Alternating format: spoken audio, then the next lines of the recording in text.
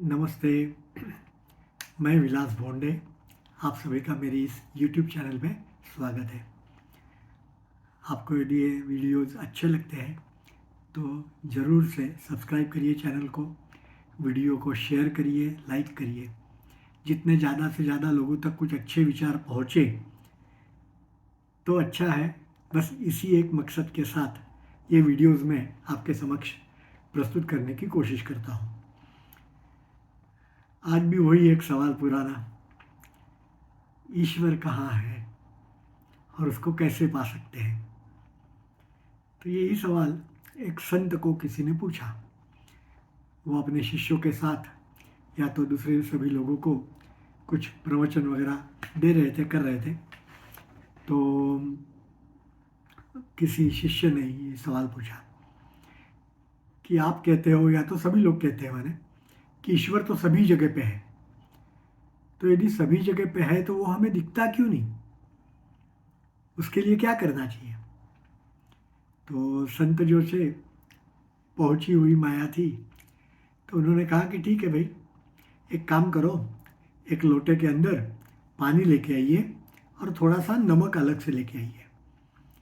तो उस शिष्य ने वैसे ही किया।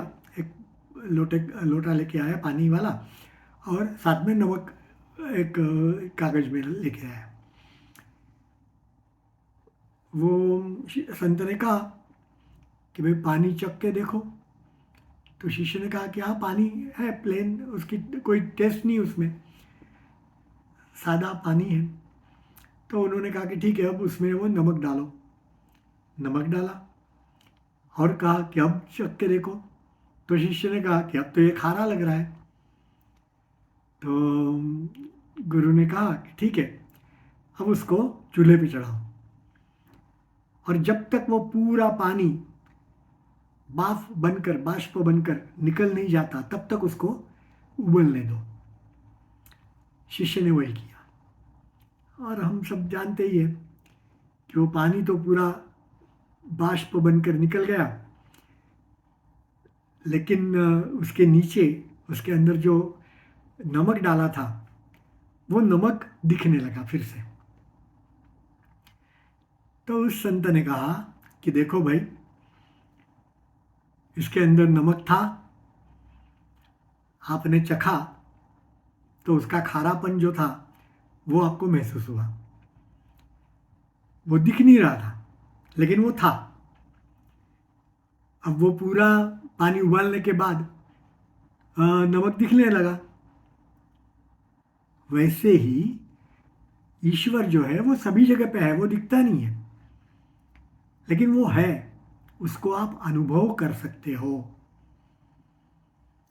और उसको पाने के लिए पानी जैसा ही हमें तप करना पड़ता है, हमें खुद को उबालना पड़ता है, तपश्चर्या करनी पड़ती है, भक्ति करनी पड़ती है, ध्यान करना पड़ता है, सत्संग करना पड़ता है, सत्कर्म करने पड़ते हैं, है कि नहीं? ये सारी चीज़ें आप करते हो तो ही ईश्वर को पा सकते हो। शिष्य ने कहा कि हाँ, आपकी बात सही है। तो ईश्वर जो है वो वाईफाई जैसा है। हम अभी वाईफाई इंटरनेट कनेक्शन के लिए यूज़ करते हैं ना, तो वाईफाई जैसा ये है। वो दिखता तो नहीं है लेकिन सही पासवर्ड डालोगे तो उससे आप ईश्वर के साथ कनेक्ट हो सकते हो। बुद्ध भगवान ने एक बार कहा था कि आप जब कुछ सुनने के जितने शांत और स्थिर हो जाते हो तभी भगवान आपके साथ बात करते हैं। लेकिन हम इतने अस्थिर मन से सभी चीज़ें करते रहते हैं तो भगवान की बातें हमें सुनने को नहीं मिलती। किसी ने यही कहा है कि जब तक तू खुद को खो नहीं सकता तुझे उसका दीदार हो नहीं सकता। जब तक तू खुद को खो नहीं सकता तब तक उसका दीदार तुझे हो नहीं सकता। मेरे मोहन को मगरूरी नहीं भाती। आप यदि अभिमान से, गर्व से कुछ बातें करोगे तो उनको वो अच्छी नहीं लगती भगवान को।